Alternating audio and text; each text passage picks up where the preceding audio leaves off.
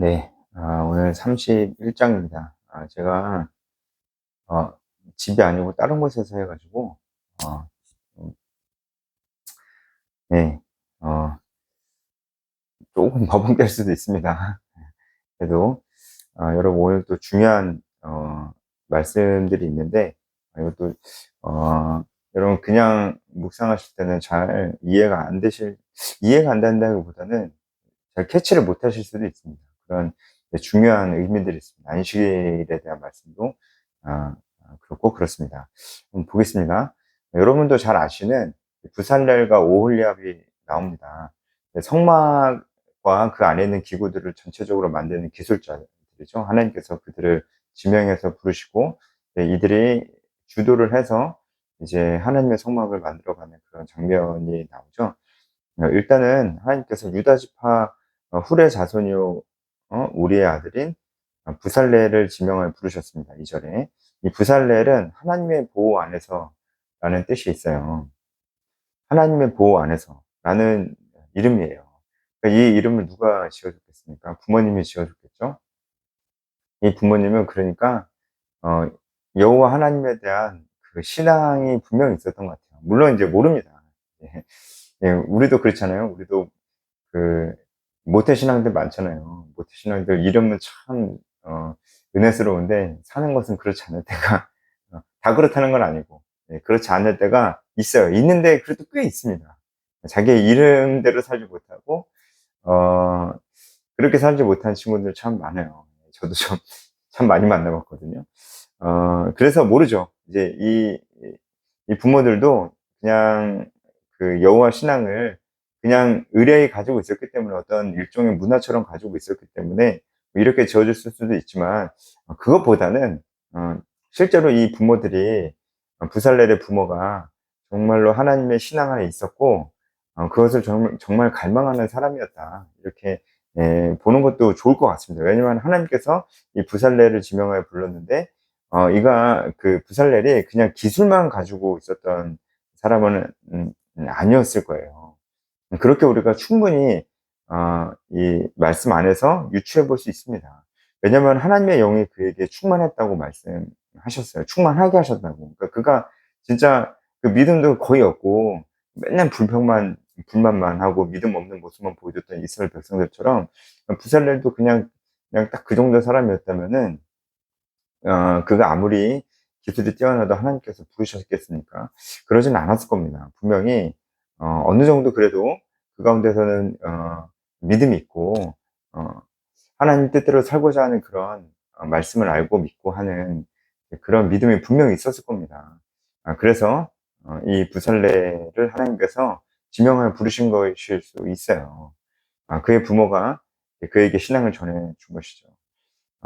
그러니까 우리가 이걸 봤을 때 음 결국은 하나님께서 그 이 어두운 시대 가운데서도 이 믿음의 족보를 이어나가신다는 것을 우리가 알 수 있어요. 이 어둠의 시대였잖아요. 애굽에서 종살이하던 400 년의 시간은 어둠의 시대였습니다. 그리고 그들이 종살이했기 때문에 어둠의 시대였지만, 뿐만 아니라 영적으로도 그들은 하나님께서 아브라함에게 하셨던 약속들 거의 다 잊어버리고 그런 영적으로도 어둠의 시대를 살았습니다. 근데 그렇지 않은 사람도 있었다고요. 그렇지 않은 사람도 있었다고요. 이제 모세의 핏줄도 그랬었고, 그리고 이 부살렐도 그랬다는 것입니다. 하나님께서는 이렇게 언제나 어두운 시대에도 사람을 남겨 두십니다. 아, 우리가 그런 사람이 되어야 되겠습니다. 왜냐하면 지금의 영적으로 너무 어두운 시대이기 때문에 그렇습니다. 우리가 그런 사람이 되어야 됩니다. 그런 사람이 너무 필요합니다. 부살렐과 오홀리압은 준비된 사람들이었습니다. 그래서 때가 됐을 때 하나님께 쓰임 받을 수 있었습니다. 우리도 준비된 사람이 되어야 되겠습니다. 지금 정말 영적으로 너무나 어두운 시대인데, 제가 자주 말씀드리지만 정말 어 그냥 직장 다니면서, 아니면은 그냥 공부하면서 그냥 살아가는 크리스찬들 너무 많아요. 근데 그게 문제가 없다고 생각하죠. 왜냐면 다 그렇게 사니까. 전도도 안 하고, 사실 뭐 전도가 뭡니까? 뭐 개인적으로 말씀 보고 기도하는 생활도 거의 이제 없고, 해야 되는데 말만 하고 이제 잘하지 않고, 그러다가 이제 뭔가 좀 이제 마음이 좀 저기 하면은 이제 그런 집회에 찾아다니고, 집회에서 뭐 "은혜 받았다." 이러면서 "아 좋다." 이러면서 삶은 전혀 바뀌지 않는, 예, 그런 삶을 살아가는 사람이 얼마나 많습니까? 근데 그게 전혀 어 문제가 없다고 생각해요. 그러니까 문제가 있어도 뭐 엄청나게 심각한 문제라고 생각 안 해요, 자기 자신이. 그러다가 이제 결혼하고 애 낳고 살면 이제 더 그 영적인 하향 평준화 현상이 생기는데, 정말 어두운 세대입니다. 그렇게 살 수 없습니다. 여러분, 절대 그럴 수 없습니다. 하나님께서 우리에게 말씀하신 것이 분명히 있는데 우리가 그렇게 살 수 없습니다. 예. 분명히 어두운 시대에도 부살렐과 오홀리압처럼 하나님께서 준비하신 사람이 있고, 그게 이 해설을 들으신 여러분이라고 저는 생각합니다. 그렇게 하나님께서 부살렐을 준비시키셨어요. 어, 넘어가면은 하나님께서 오홀리압도 준비시키시죠. 오홀리압도 준비시키시는데 6절에 보면은 오홀리압을 세워라, 이렇게 얘기합니다. 오홀리압을 세워서 그와 함께하며, 이렇게 돼 있어요. 근데 그는 누구겠어요? 부살렐이죠. 그와 함께하며 이렇게 돼 있는데요. 이 함께하며 라는 말에 이 나탄이라는 히브리어 동사가 쓰였어요. 이것은 주다, 기브, 주다라는 뜻입니다. 그러니까 한마디로 하나님께서 부살렐에게 오홀리압을 주셨어요. 이게 뭐겠습니까? 그러니까 오홀리압이 조수입니다, 조수. 부살렐이 총감독, 총리더고요. 부살렐이 이제 부감독 정도 되는 거겠죠. 조수로, 함께하는 동역자지만 이제 조수로서 오홀리압을 줬습니다. 그렇습니다. 오홀리압의 이름은 어, 아버지는 나의 장막, 하나님입니다. 하나님 아버지는 나의 장막이라는 뜻입니다. 이 부모가 어, 이 오홀리압이 일평생 하나님의 보호하심 안에서 하나님 중심으로 살아가기를 원했던 것 같습니다. 그래서 아들의 이름을 이렇게 지은 것 같습니다. 하나님은 나의 장막, 하나님 아버지는 나의 장막이라는 그런 뜻입니다. 그러니까 오홀리압도 부살렐과 마찬가지로 부모의 신앙을 이어받았고, 이 부모들도 정말 어두운 시대에 하나님 말씀을 굳게 붙들고 살았던 사람들이었을 것이다. 그리고 그 신앙을 오홀리압도 잘 전수받고 그 믿음의 유산을 잘 물려받았을 것이다. 이렇게 보여지는 것입니다. 어, 이 부살렐과 오홀리압이 둘 다 하나님의 영으로 충만했죠. 부살렐도 3절에 보면은 하나님의 영으로 충만했고, 6절에 보면 하나님께서 오홀리압에게도 지혜를 주셨습니다. 그러니까 하나님의 영으로 충만할 때 어, 원래 부살렐과 오홀리압이 원래 이런 재능이 있었을 겁니다. 무엇인가를 만들고 하는, 세공하고 하는 이런 기술자였을 것입니다. 분명히 이제 애굽에서 그런 일들을 그 종들에게 시키기도 했었거든요. 그런 일들을 익혀서 알고 있는 자들이었을 겁니다. 중요한 것은 그들이 그냥 단순히 기술만 가지고 있었다는 것이 아니고 성령으로 충만했다는 것이죠. 하나님께서 그들에게 성령으로 충만하게끔 하셨고, 그들도 성령으로 충만하여서 이 일들을 하였습니다. 성령 충만. 성령 충만의 뜻이 무엇입니까? 성령의 지배를 받는다는 것이 성령 충만의 정확한 뜻입니다. 이상한 신비한 경험을 하고 그런 게 아니고요. 성령의 지배를 받는 거. 더 쉽게 말하면 뭡니까? 하나님 말씀대로 순종하는 삶이에요. 하나님 말씀대로 살고 싶은 열망이 있고요. 하나님 말씀대로 순종하는 삶. 그것이 지배를 받는 삶 아니겠습니까? 자기 마음대로 살아가면 그게 지배를 받는 삶은 아니잖아요. 그러니까 순종하는 사람이 성령 충만한 사람입니다. 기꺼이 하나님 말씀에 순종하는 사람이 성령 충만한 사람입니다. 그러니까 부살렐과 오홀리압은 이 성막 짓는 일을 억지로 한 게 아니죠. 그들이 자발적으로 했습니다. 성령 충만했기 때문에 하나님 뜻대로 살고자 하는 열망이 있었기 때문에 그것이 정말로 가능했습니다. 이것이 성령 충만입니다. 우리가 여기서 한 가지 좀 생각해 보면 좋은 게, 우리가 또 이제 교회에서 봉사를 하잖아요. 어떤 마음으로 봉사를 해야 될까요? 여러분, 봉사는 무슨 의미가 있을까요? 우리가 성령 충만할 때 봉사라는 것이 의미가 있습니다. 우리가 성령 충만할 때 무엇입니까? 하나님 뜻대로 살고자 하는 열망이 있을 때 이 열망이 막 마음속에 가득하면은 무엇인가 해야 돼요. 원래 인간이 그렇습니다. 마음속에 열망이 가득하면 가만히 있을 수가 없습니다. 그리고 무엇인가를 했을 때 그 마음이 더 커지기도 합니다. 우리가 교회에서 봉사하는 것, 그리고 우리가 교회 밖에서 어디든 우리가 지상명령 성취를 위해서 우리가 헌신하는 것은 정말 우리 마음과 믿음의 고백이 되어야지 일이 되어서는 안 됩니다. 물론 이제 그럴 때는 있어요. 내가 뭔가 책임을 맡았다.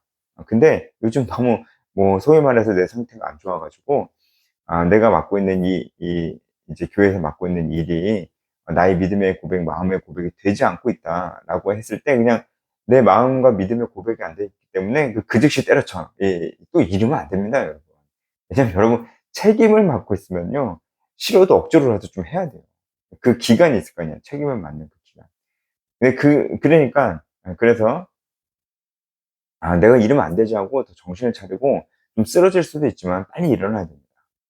근데 자꾸 지속적으로 이것이 길어지면 문제가 되죠. 지속적으로 어떤 헌신이든 내 마음과 믿음의 고백이 안 되는 기간이 너무 길어지면 그건 정말 문제가 됩니다. 그때는 책임을 떠나서 정말 어 어 그렇게 자기의 마음과 믿음의 고백이 되지 않는 그런 헌신을 계속 이어나가는 것은 좋지 않을 수 있습니다. 네. 그래서 부살렐과 오홀리압이 정말 자발적으로 성령 충만하여서 이 일을 했다는 것을 제가 잠깐 묵상을 좀 해 봤습니다. 그리고 그들의 부모의 신앙이 그들에게도 영향을 주고 했다는 것. 어두운 시대에 하나님께서 이런 사람들을 지금도 찾으실 것이라는 것도 우리가 좀 보았습니다. 네, 좀 넘어가서 이제 안식일에 대한 이야기가 좀 나오는데요. 이 안식일에 대한 이야기가 참 중요합니다. 아주 중요하게 나옵니다. 어 13 절에 보면은 "너희는 나의 안식일을 지키라. 이는 나와 너희 사이에 대대의 표징이 되리니 표징이니 나는 너희를 거룩하게 하는 여호와인 줄 너희가 알게 함이라." 이렇게 말씀하셨어요. 자, 일단은 여러분 안식일은 표징입니다. 표징이라는 것은 표징이라는 것은 사인이잖아요.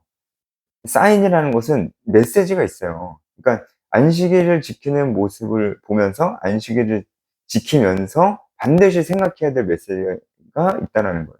그리고 제3자가 딱 봤을 때 이스라엘 백성들이 안식일을 딱 지키고 있는 모습을 딱 봤을 때 이것은 바로 이런 메시지를 나타내는 거구나라고 제3자가 봤을 때도 알 수가 있다라는 거예요. 여러분 이해가 가십니까? 그게 표징이잖아요. 표징이라는 것은 그냥 안식일을 우린 지켜. 그냥 거기서 끝나는 게 아니고 안식일을 지키는 행위 자체가 내부적으로 그 안식일을 지키는 사람에게 그리고 안식일을 지키는 걸 보는 사람에게 내부적으로 외부적으로 이제 메시지가 있다고요. 메시지가 있는 게 바로 이 표징입니다. 표징이에요. 그래서 오트입니다. 오트. 네, 히브리어로 오트인데 이 표징입니다. 그래서 예수님께서 여러 가지 기적을 베푸실 때 그 기적도 그냥 기적이라고 하지 않고 이적이라고 했잖아요. 이적, 그리고 표징이라고 그때도 표적이라고도 말씀을 하셨습니다. 예수님께서 베푸신 그 기적들도 단순히 초자연적인 현상이 아니라 메시지를 담고 있는 거였다고요. 예수님께서 베푸신 기적들은 어떤 메시지를 담고 있었습니까? 예수님이 바로 메시아다라는 그런 메시지를 담고 있었습니다. 구약에 예언된 그 메시아다라는 메시지를 담고 있었습니다. 마찬가지로 이스라엘 백성들이 안식일을 지키는 것이 어떤 메시지를 담고 있다고요. 그 메시지가 무엇입니까? 바로 이 이스라엘 백성들은 하나님의 거룩한 백성들이다. 이들은 거룩한 백성들이다. 이스라엘 백성들은 거룩한 백성들이다. 하나님의 거룩한 백성들이다. 라는 메시지를 담고 있었다고요. 그러니까 안식일을 지킴으로써 이스라엘 백성들은 일단 내부적인 메시지, 이스라엘 백성들은 자기 자신이 하나님의 거룩한 백성이라는 것을 늘 기억을 해야만 하는 것이고요. 그리고 또 그것을 외부에서 봤을 때 모든 사람들이 이스라엘 백성들은 하나님의 거룩한 백성들이구나라는 것을 알 수 있어야 되는 것입니다. 이것이 이제 표징입니다. 표징. 이 표징이 왜 중요하냐면요. 이것이 언약이에요. 언약.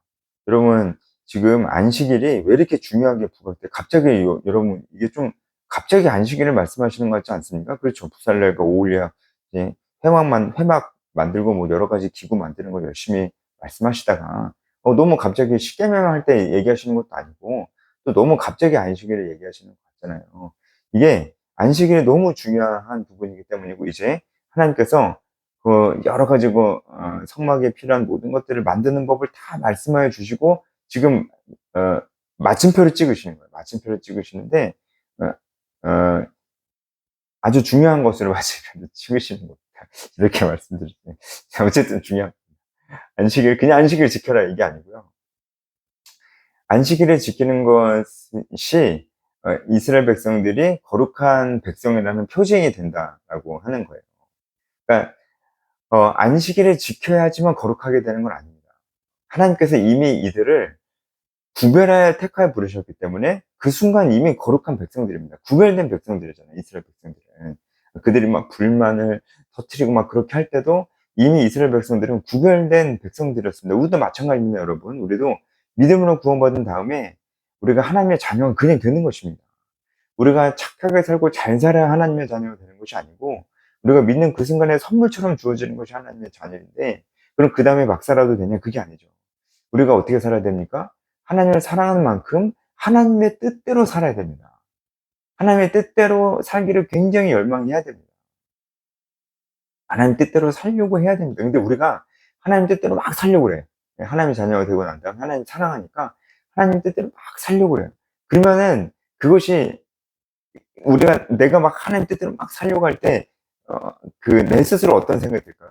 그래, 나는 하나님의 자녀니까 난 이렇게 살아야 돼. 내 스스로 이런 생각을 하게 되겠죠. 그렇죠? 그리고 내가 그렇게 살고 있는 나를 다른 사람이 봤을 때도, 저 사람은 믿지 않는 사람 볼 때는, 저 사람은 그래도 기독교인인데 자기 신앙에 굉장히 진지한가 봐. 저 사람 믿음이 되게 좋은데 교회를 그냥 다니는 사람은 아닌가 봐. 이렇게 안 믿는 사람들께 보고 싶고, 믿는 사람들이 저 친구 참 믿음 좋다. 이렇게도 보게 될 것입니다. 이게 표징이잖아요. 뭔지 알겠죠? 우리도 하나님 뜻대로 살려고 할 때, 하나님 뜻대로 살려고 할 때 이것이 표징이 돼서 내 자신에게 메시지를 주고 다른 사람에게도 메시지를 줍니다. 이게 표징이에요. 그러니까 이게, 이 표징이 왜 중요하냐면은, 이게 언약이기 때문에 그렇습니다. 예수 그리스도의 피로 우리를 하나님의 자녀 삼아 주시겠다고 하나님이 약속하셨죠. 하나님 약속을 하신 겁니다. 이 약속에는 언제나 표징이 따릅니다. 무슨 얘기냐면, 여러분, 약속은 다른 말로 언약, 언약, 약속 같은 말이죠. 또 계약도 같은 말입니다. 언약이나 약속이나 계약이나 다 같은 말입니다. 근데 여러분 만약에 계약했다라고 라고 한다면은 여러분 뭐 같다 생각나십니까? 계약서 같다고 생각나시잖아요. 그렇죠? 계약하고 구두 계약 이런 게 어딨어요? 그렇죠? 중요한 계약일수록 분명히 문서가 있습니다. 이 문서화를 시키는 게 왜 그러는 겁니까? 문서화를 시키는 게 왜 그러는 거예요? 나중에 딴소리 하지 못하게 중요한 계약일수록 문서화를 시키는 거잖아요. 문서를 쓰잖아요. 계약서를 쓰잖아요. 그래서 이 계약서를 딱 보면은 이거를 보고 있는 계약의 당사자인 나나, 그리고 이 계약서를 보고 있는 제3자의 다른 사람들이나, 이 사람이 계약을 했구나라는 것을 알 수 있잖아요. 이게 표징이에요. 이게 표징이에요. 아유, 표징 설명하는 게. 안식일이 지금 표징이라고요. 안식일을 지키는 걸 볼 때마다 지키는 사람이나 그것을 옆에서 지켜보는 사람이나, 이스라엘 백성은 하나님의 거룩한 백성이구나라는 것을 알 수 있는 표징이라고요. 계약서 같은 거라고. 여러분 이제 이해가 가시죠? 그러니까 안식일이 참 중요합니다. 그래서 그런 의미로 이스라엘 백성들은 안식일을 반드시 지켜야 돼요. 안식일을 지키지 않으면은 그들은 어 이제 말씀하시잖아요. 안식일 지키지 않으면은 모두 죽여라. 14절에 모두 죽일지며, 그리고 그 나라에 일하는 자는 모두 그 백성 중에서 그 생명이 끊어지리라. 이렇게 말씀을 하십니다. 그러니까 여기서 그 나라에 일하는 자는 모두 그 백성 중에서 그 생명이 끊어지리라 라고 말씀하신 것이, 어, 그냥 생명만 죽인다는 게 아니고 그 공동체에서 추방이에요. 공동체에서 추방. 실제로 이제 죽이는 거기도 한데 공동체에서 추방하는 거기도 합니다. 네, 이거 다음에 자세히 설명드릴게요. 어쨌든, 예, 이게 실제로 죽이는 게 아니고 그냥 추방하는 거라고 해도 이게 죽음입니다. 왜냐면 언약의 공동체에서 벗어나는 것 자체가 죽음입니다. 그러니까 여러분 이게 그 안식일이 왜 중요한지 알겠죠? 안식일이 표징으로서의 의미가 있는 겁니다. 그러니까 하나님의 거룩한 백성들은 안식일을 반드시 지켜야 됩니다. 근데 안식일을 지키지 않으면은 안식일을 지키지 않는 그 자는 이 백성에서 끊어지게 되는, 언약 백성에서 끊어지게 되는 것이에요. 언약 백성에서 끊어지게 되는 것입니다. 그러니까 그가 하나님 말씀을 지키려고 하지 않았기 때문에 그렇습니다. 그래서 언약 백성에서 끊어지게 되는 거예요. 그러니까 단순히 안식일을 안 지킨 것, 그것보다는 하나님 말씀을 지키지 않았기 때문에 언약 백성에서 끊어지게 되는 것입니다. 여러분, 우리도 하나님 뜻대로 사는 삶, 이것이 우리의 표징이라고 또 볼 수가 있잖아요. 근데 그런 삶을 계속 살아가지 않아. 그런 삶을 그런 삶을 어쩌다 안 살 수는 있어요. 그거는 괜찮습니다. 근데 그런 삶을 지속적으로 살지 않아. 그러면은 어떤 생각을 우리가 해볼 수밖에 없냐면, 저 사람은 정말 구원받은 하나님의 백성이 맞을까? 모릅니다, 우리는 그걸 판단할 수가 없어요. 그래도 그런 추측은 해볼 수가 있는 거죠. 저 사람은 정말 구원받은 게 맞을까? 왜냐하면 구원받은 게 맞다면은 그렇게 지속적으로 삶의 열매가 안 나타날 수 없습니다. 그렇기 때문에 우리가 그런 생각도 해볼 수 있는 거죠. 안식일을 지켜라 라는 것도 그런 의미가 있는 것입니다. 하나님께서 지금 창세기부터 출애굽기까지 몇 가지 아주 중요한 언약들을 하셨었는데, 아브라함과 횃불 언약이라고 얘기하는 그 언약을 체결하셨습니다. 아브라함의 쪼갠 고기를 이렇게 길가에 이렇게 놨을 때 하나님께서 타는 횃불처럼 쪼갠 고기 사이를 지나갔던 거 아시죠? 그걸 횃불 언약이라고 하는데, 횃불 언약이 있었고 할례 언약이 있었습니다. 맨 처음에 하나님께서 할례를 말씀하시고, 그때도 표징으로 삼으라고 말씀을 하셨습니다. 그때는 내가 너의 하나님 여호와가 될 것이다 라고 말씀하시면서 그 표징으로 삼으셨어요. 그런데 안식일을 표징으로 삼을 때는 좀 다릅니다. 내가 너의 하나님 여호와가 될 것이다, 이렇게 말씀하신 게 아니고, 너희를 거룩하게 하는 하나님이다 이렇게 말씀하시면서, 그쵸, 13절에 너희를 거룩하게 하는 여호와인 줄 너희가 알게 함이라 이렇게 말씀하시면서 안식일을 표징으로 삼으셨습니다. 그러니까 이제 나는 너희 하나님이야. 그래서 이 언약을 지금까지 다 지켰어요. 이제는 너희들을 거룩하게 할 거야. 나의 자녀인 너희들을 이제는 거룩하게 할 거야. 안식일의 그 표징이야. 이렇게 말씀을 하시는 것입니다. 그래서 여러분, 지금은 정확히 말하면 안식일을 지키진 않습니다. 안식일은 토요일이거든요. 근데 지금은 정확히 말하면 안식일을 지키진 않아요. 지금은 주일을 지킵니다. 주일은 예수님의 부활하신 날을 기념하여 지키는 것이죠. 하지만 안식일의 의미는 우리가 가지고 오는 겁니다. 안식일을 지키지는 않지만 안식일의 의미는 가지고 와서 주일에 우리가 지키기 때문에, 우리가 주일에도 하던 일은 다 멈추고 하나님과 교제하는 시간으로 온전히 집중하는 시간을 갖게 되는 것입니다. 그래서 하나님께서 이 안식일을 지키라고 하신 것도 하나님과 교제하는 삶, 그것이 정말 중요하고, 하나님을 생각하고, 어, 하나님 뜻대로 사는 삶을, 그 삶에 집중하고, 그렇게 하라고, 이 안식일을 제정하신 거예요. 안식일은 쉬어야 되잖아요. 근데 쉬는 것이 명령이에요. 이 쉬는 것이 쉽지가 않거든요. 그 사실 이제 우리도 우리나라에서도 아주 국가적으로 중요한 날이 있으면은 그날을 쉬는 날로 정해두잖아요. 국가적으로 중요한 날이 있으면은 그날을 다 일하는 날로 정하는 게 아니고 그날을 쉬는 날로 정합니다. 중요한 날이 있으면 그날을 쉬는 날로 정해요. 그러니까 이 안식일도 하나님의 창조 사역을 기억하면서 쉬는 날이잖아요. 쉬는 게 명령입니다. 쉬면서 쉬어야지 진짜 중요한 게 뭔지를 알게 돼요. 그래서 중요한 모든 날을 쉬는 날로 정하는 겁니다. 그러니까 안식일도 쉬는 날입니다. 쉬어야지 진짜 중요한 것이 무엇인지 알게 돼요. 그래서 주일은 쉬어야 됩니다. 그 어리석은 유대인들처럼 뭐 몇 발자국 걷지 마라 뭐 이런 거 이렇게 정해둘 필요 없어요. 다만 왜 쉬라고 하셨는지를 정확히 우리가 그 의미에 집중을 해야 됩니다. 그 의미가 무엇입니까? 왜 쉬라고 하셨습니까? 하나님과 교제입니다. 하나님께 집중하는 것이 안식일의 가장 중요한 의미고, 그래서 우리가 이 안식일의 의미를 가지고 와서 주일에 이 안식일의 의미를 가지고 하나님께만 집중하고 있는 것이라고. 우리가 그 의미를 잘 생각을 하면서 지켜야 될 것 같습니다. 그게 굉장히 중요한 겁니다, 여러분.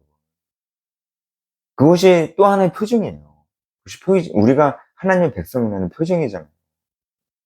그래서 정말 요즘에 주일에도 일을 하거나 정말 어쩔 수 없는 경우가 저는 있다고 생각합니다. 근데 일을 하거나 아니면은 일을 안 해도 뭐 그냥 주일에 예배만 드리고 그냥 자기 살고 싶은 대로 살아요. 그런 사람도 참 많습니다. 일주일에 하루를 정말 하나님께만 꼭 예배를 뭐 하루 종일 예배만 드리라는 얘기 절대로 아닙니다. 전혀 그러실 필요 없어요. 한 번의 예배를 집중해서 들으시면 됩니다. 그런데 나머지 시간들을 성도 안에서 교제를 하고 소그룹 모임도 하고 공동체 활동도 하고 하는 그런 시간으로 보내셔야 됩니다. 그래야지 그 시간들이 의미가 있는 것입니다. 안식일에 대해서 우리가 좀 같이 생각해 봤습니다. 오늘 여기까지 하겠습니다.